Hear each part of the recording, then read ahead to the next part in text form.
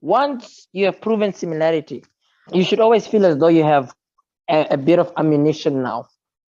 Because once you've proven similarity, the next question sometimes they always need you to maybe use what you may call what you have proven in the previous question. So anytime you're proving similarity, automatically we know things like AC over EP, AC over EP. This is equal to CD over PF, CD over PF, which is also equal to AD over EF, AD over EF.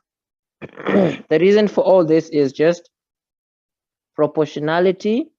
Well, let me write it out. Proportionality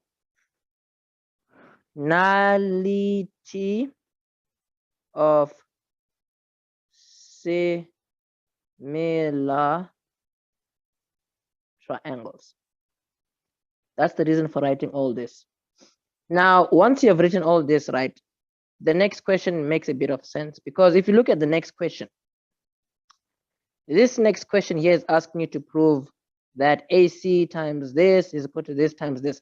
This is something you never even have to think hard about, and you don't want to think hard about it at all, because all you want to do is questions like these need you to use this. Remember, you can only use this two at a time. You're either going to use this and this together, or these two together, or these two together. You can't use all three at the same time. You only just use two at a time. Now, for you to come up with this expression, it is all going to, for you to come up with this expression, it's all a matter of working with two of these, like either this and this, or this and this, or this and this, like we said. And this is how you choose.